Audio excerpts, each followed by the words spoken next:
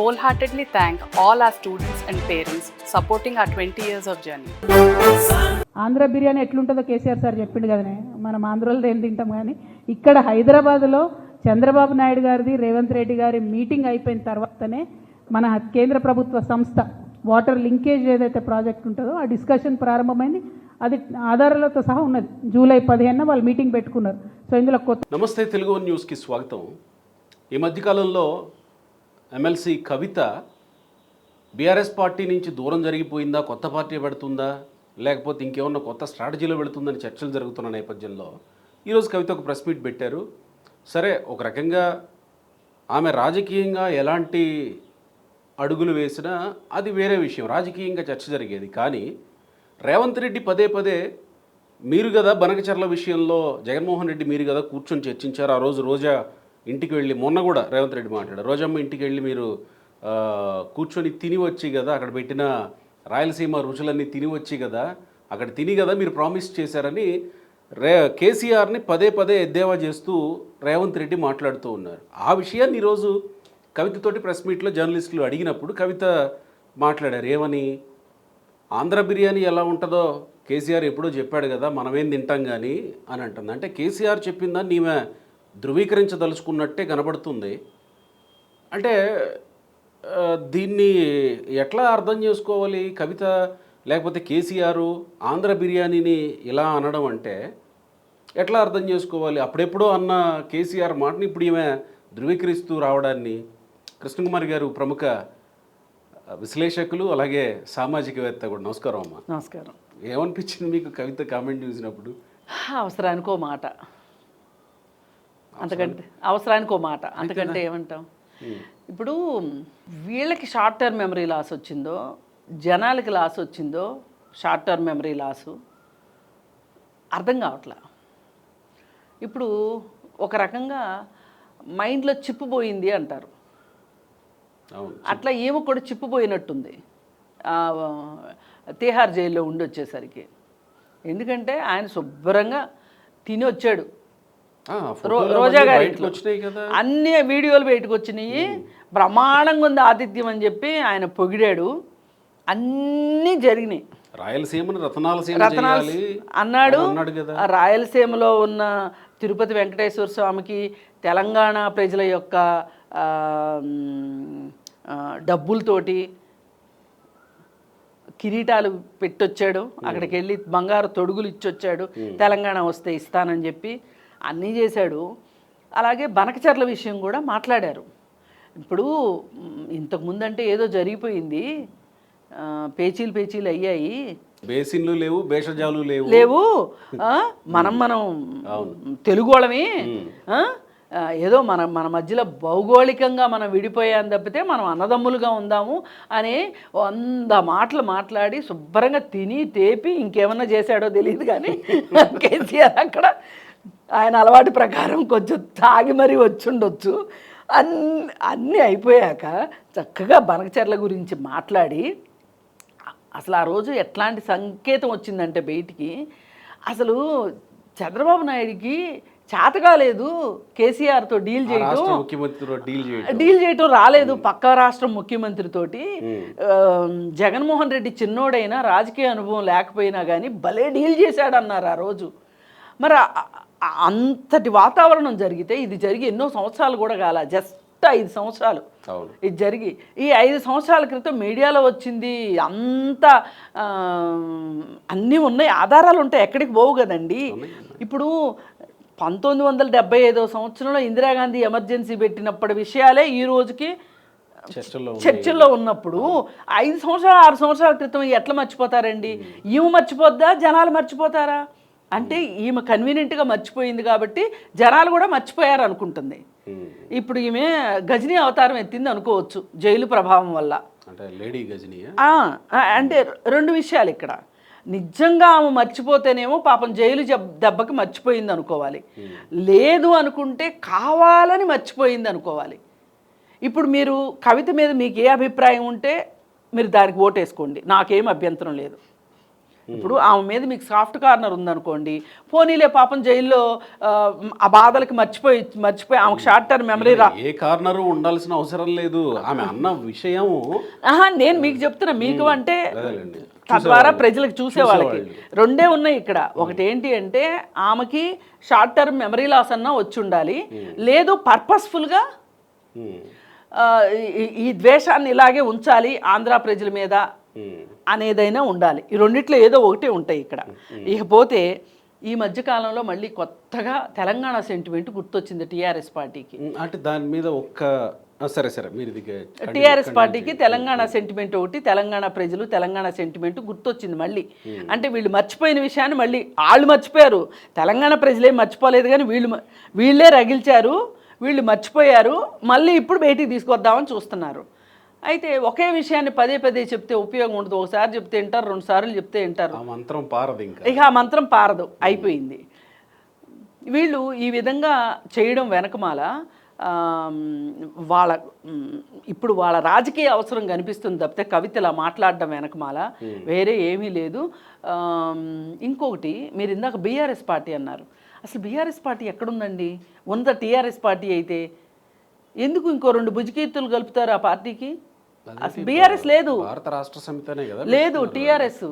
ఆ దేశం అంతా వెళ్ళాలనుకున్నప్పుడు భారత రాష్ట్ర సమితి అని పెట్టారు.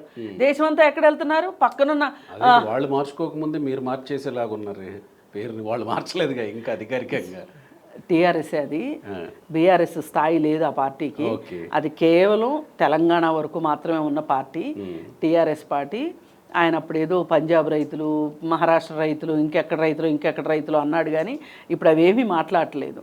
అయితే ఇక్కడ ఈ విషయంలో ప్రత్యేకంగా ఆంధ్ర వాళ్ళ బిర్యానీ ఎలా ఉంటుందో కేసీఆర్ ఎప్పుడో చెప్పాడు, మనం అదేం తింటాం కానీ అని అంది.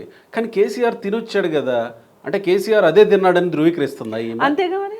ఏది కేసీఆర్ అన్న పెండ బిర్యానీయా పేడ బిర్యానీయా ఏదో. ఇప్పుడు ఒకటండి, వాళ్ళకి ఇప్పుడు అర్జెంటుగా మళ్ళీ అధికారం కావాలి.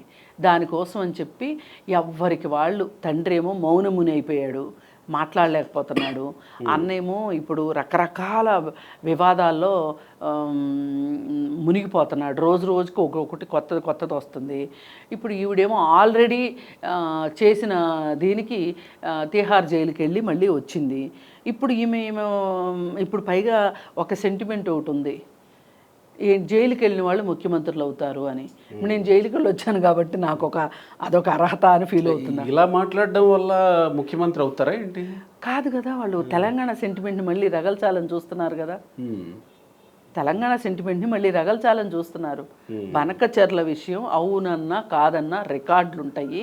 అది ఎప్పుడో జగన్మోహన్ రెడ్డి టైంలోనే దానికి బీజం పడింది.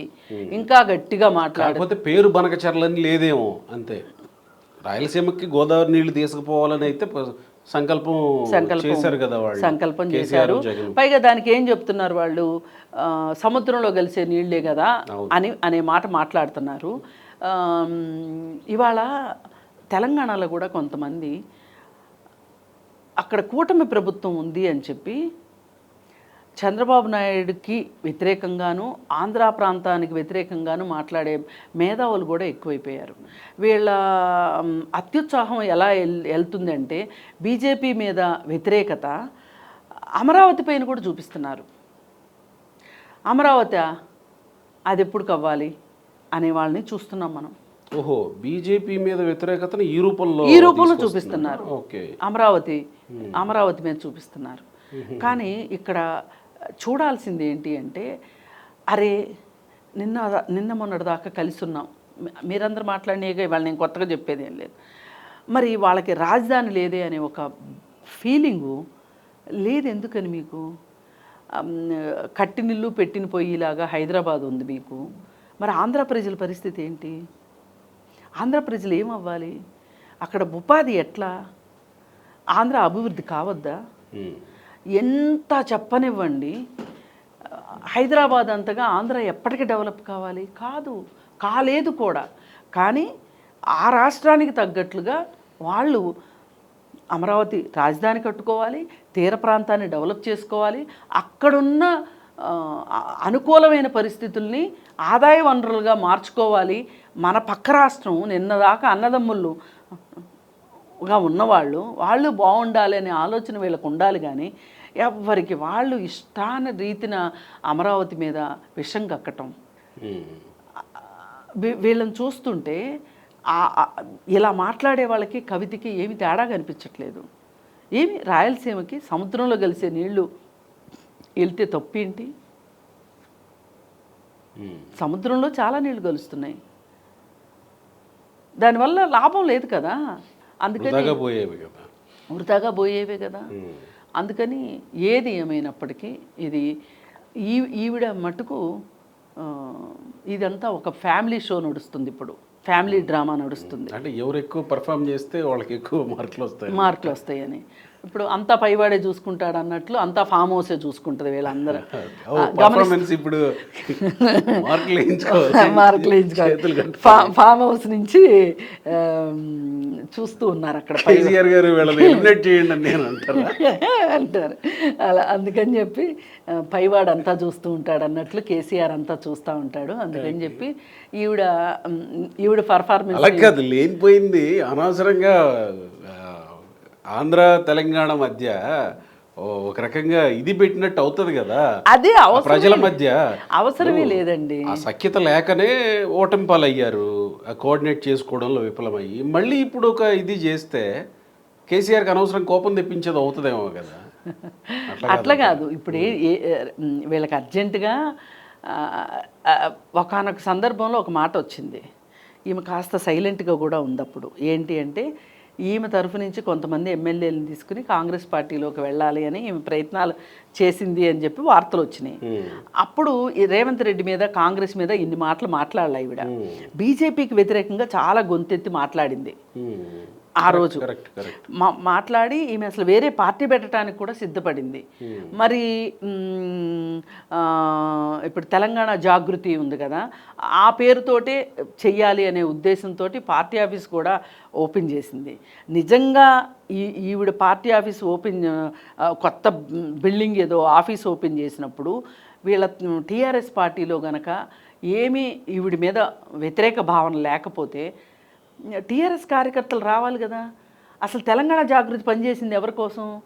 టీఆర్ఎస్ కోసమేగా. ఎడిదిరిగి నదులన్నీ కలిసి సముద్రంలో కలిసినట్టు టీఆర్ఎస్ పార్టీకేగా ఆ రోజు అన్నీ ఉపయోగపడింది. ఈవిడ దసరా పండగకి చేసినవి కావచ్చు, అవి కావచ్చు, ఈ కావచ్చు, ఏ అయినా సరే టీఆర్ఎస్ పార్టీకే ఉపయోగపడింది. అలాంటప్పుడు టీఆర్ఎస్ పార్టీ ఈమెను ఎందుకు ఓన్ చేసుకోలేదు? ఆ రోజు ఆ పార్టీ ఆఫీస్ ఓపెనింగ్ రోజు హరీష్ రావు ఎందుకు వెళ్ళలేదు? కేటీఆర్ ఎందుకు వెళ్ళలేదు? అసలు తల్లి ఎందుకు వెళ్ళలేదు? కండువాలు కూడా లేవు, కండువాలు ఉన్నాయి. అంటే అక్కడ ఇప్పుడు కవిత గనక వేరే పార్టీ పెట్టుకుంటే ఇంటి పరువు పోతుంది అని చెప్పి ఈమె ఒక ఏమంటారు దాన్ని, ఒక బ్లాక్మెయిల్ రాజకీయం ఏదో చేసింది కుటుంబంలో.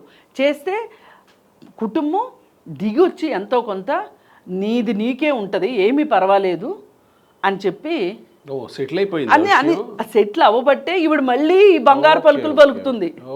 ఇప్పుడు మరి ఎక్కువ పలకాలి కదా. నువ్వు అప్పుడు మాట్లాడని మాటలు కూడా ఇప్పుడు 4 రోజులు స్కూల్కి వెళ్ళలేదు అనుకోండి, 4 రోజులు హోంవర్క్, 5వ రోజు అయితే చేయాలి కదా. అందుకని ఇప్పుడు ఈమె హోంవర్క్ చేస్తుంది. రేవంత్ రెడ్డికి వ్యతిరేకంగా మాట్లాడుతుంది. రేవంత్ రెడ్డి చంద్రబాబు నాయుడు ఒకటే అని మాట్లాడుతుంది. ఆయన చంద్రబాబు నాయుడు మాట కాదనలేక రేవంత్ రెడ్డి ఊకొడుతున్నాడని మాట్లాడుతుంది. అంటే ఇక్కడ అర్థం ఆంధ్రాదే పై చెయ్యి, ఆంధ్ర వాళ్ళే కదా మనల్ని దోచుకుంది, ఇప్పటికీ కూడా మళ్ళీ అదే జరుగుతుంది, మేల్కోండి తెలంగాణ ప్రజలారా అన్నట్లుంది ఇప్పుడు ఈవిడ మాటలు. ఈ మధ్య ఈ పలుకులు ఎక్కువైపోయినాయి ఈవిడికి. అందుకోసం మొన్నటిదాకా బీజేపీ పైన ఎక్కుపెట్టిన బాణాలన్నింటినీ ఇప్పుడు మళ్ళీ కాంగ్రెస్ మీద ఎక్కుపెడుతుంది. ఒకానొక సందర్భంలో ఈమె వేరే పార్టీ పెట్టి, అంటే ఈమె పార్టీ పెడతాను అంటే ఇటు కాంగ్రెస్కి భయం వేస్తుంది, అటు టీఆర్ఎస్కి భయం వేస్తుంది అని ఒక ఎత్తేసింది. అదేదో బాగానే పారింది, వాళ్ళ ఇంటి వరకు పారింది. ఎక్కడ ఉంటే అక్కడ సెటిల్ అయినట్టుంది.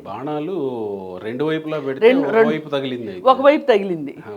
కాకపోతే ఏంటంటే రేవంత్ రెడ్డి ఎప్పటికైనా సరే ఆ ఇంటి ఆడబిడ్డే ఎప్పటికైనా మేక్ అవుతుంది అనుకున్నాడో ఏమో కానీ ఆయన నేను అసలు కల్వకుంట ఫ్యామిలీలో వాళ్ళని కలుపుకునేదే లేదు కాంగ్రెస్లోకి అని ఆయన ఒక బ్రాడ్ స్టేట్మెంట్ ఇచ్చేసిన తర్వాత ఇంక ఈవిడ కాస్త బాణం వెనక్కి తిరిగింది. ఇప్పుడు బీజేపీ గురించి ఎక్కువ మాట్లాడట్లా. ఓహో, ఈ స్ట్రాటజీలో భాగంగా ఈ స్ట్రాటజీలో భాగంగా ఇది ఒకటి. Right right right thank you.